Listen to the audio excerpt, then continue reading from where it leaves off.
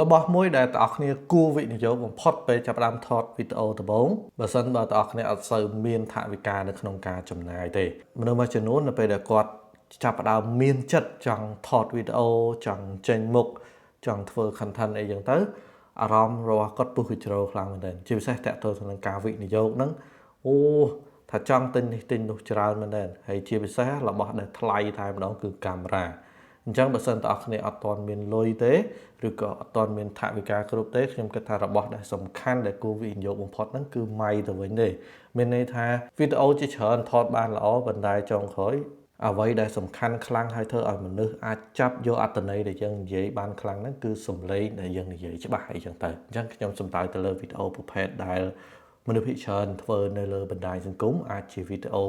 និយាយចែករំលែកចំណេះដឹងនិយាយពីអាជីវកម្មរបស់ខ្លួនអីចឹងទៅអញ្ចឹងអាហ្នឹងគឺត្រូវការសំឡេងដែលយើងនិយាយបានខ្លាំងជាងវីដេអូដែលយើងត្រឹមតែថតទេសភាពលេងកម្សាន្តអីផ្សេងៗហើយសម្រាប់ការដែលយើងចាប់ផ្ដើមទៅលើ camera ទៅលើ lighting អីមុនទីមួយបើសិនជាបងប្អូនមិនមែនជាអ្នកបច្ចេកទេសលើរឿងអស់ហ្នឹងទេគឺលំបាកមែនទែនអញ្ចឹងហើយបានយើងបើសិនជាយើងគ្រាន់តែតេស្តខ្លួនឯងថាយើងចូលចិត្តថតវីដេអូយើងចង់សាកថតវីដេអូហ្នឹងទេទូរស័ព្ទដែលមានស្រាប់គឺជាជម្រើសល្អបំផុតហើយគ្រាន់ថាសលេងទូរស័ព្ទបើសិនបងប្អូនប្រើទូរស័ព្ទថ្លៃមិនអីទេវា microphone វាល្អភាគច្រើនប៉ុន្តែបើសិនយើងប្រើទូរស័ព្ទលំដាប់ថវិកាឬក៏ចន្លោះកណ្ដាលម៉ៃវាអាចនឹងពិបាកអញ្ចឹងហើយខ្ញុំណែនាំឲ្យទិញម៉ៃបន្ថែមជាប្រភេទម៉ៃជាប់បែបនេះឬក៏ប្រភេទ microphone ដែលយើងដោតជាមួយនឹងទូរស័ព្ទយើងមូលហេតុពួកម៉ៃបែបហ្នឹងវាធូរថ្លៃតម្លៃវាល្អហើយអត់ត្រូវសេរីបច្ចេកទេសច្រើនទេបើសិនជាបងប្អូនទិញប្រភេទម៉ៃដែលជាប្រភេទម៉ៃដែលបញ្ឈរសម្រាប់គេធ្វើ podcast ធ្វើអីហ្នឹងអាហ្នឹងទាមទារបងប្អូនចេះបច្ចេកទេសនៅក្នុងការសេរីសលេងទៅវាស្ដាប់បានល្អដូចម៉ៃដែលខ្ញុំកំពុងប្រើនេះខ្ញុំអត់ចាំបាច់ត្រូវការ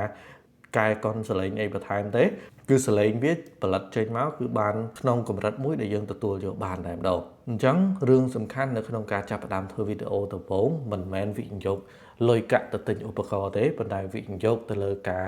រៀនសូត្រសិក្សាអំពីការធ្វើហើយបើសិនជាតាក់ទងនឹងរបស់របរគួរគិតទៅលើ microphone ដែលធ្វើម៉េចឲ្យសំឡេងបងប្អូននិយាយមកគឺច្បាស់ស្ដាប់បាននិយាយគ្នាបានអញ្ចឹងគឺអូខេព្រោះបើសិនជាធ្វើវីដេអូលើ TikTok ទៀតណា TikTok គេអត់ខ្វល់ទៅរឿងវីដេអូគុណភាពកាមេរ៉ា cinematic ឬក៏អីទេអ្វីដែល TikTok ខ្វល់នោះគឺអត្ថន័យនៃ content ឬក៏ភាពសាមញ្ញនៃវីដេអូហ្នឹងព្រោះជួនកាលវីដេអូដែលបងប្អូនឃើញនៅលើបណ្ដាញសង្គមដែលផ្ទុះណាដូចលើ TikTok អីជាដើមវីដេអូខ្លះព្រាក